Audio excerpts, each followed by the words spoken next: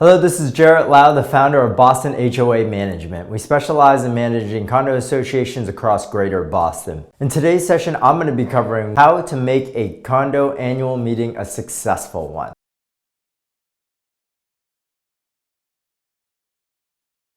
It always comes down to the prior planning to prevent poor performance. And what do I mean by that? We're going to meet with the trustees in advance of the meeting at least 2 to 3 months. What we'll do is we're going to go through all the financials of the previous year with them, help them create a budget for the upcoming year, and get that budget approved.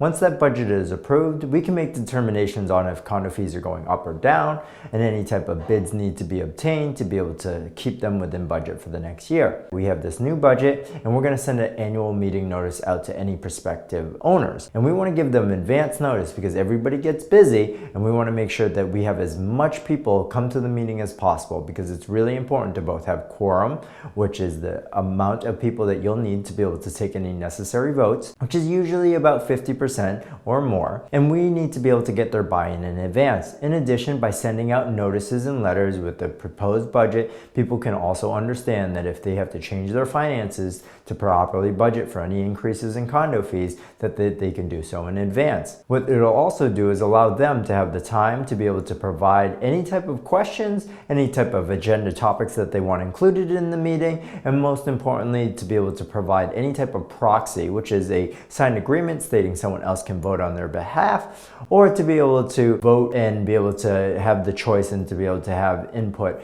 within the actual meeting itself. In addition, during every single annual meeting, we're going to typically have an election for any type of open seats that might come up for the Board of Trustees. And what this allows us to do, again, by mailing in advance, is we allow people to be able to submit a ballot, a little information about themselves, and again, submit it out to all the owners so that they can read about it and make an educated vote if and when there's an election during the annual meeting. During the actual meeting itself, we're going to want to make sure that it's a comfortable, well-lit space where we have printouts and handouts for everybody. We sign everybody in. We tell everybody that it starts on time. And timing is the most important thing. You don't want people straggling in. You don't want people to keep interrupting. So we're going to set rules and regulations during the meeting where people could have to raise their hand, or more importantly, or best practices, wait to the end of the meeting to be able to ask any questions. And if there are any type of questions that need to be asked during the actual meeting itself, it's something that we limit the actual information and time in which that we can answer it.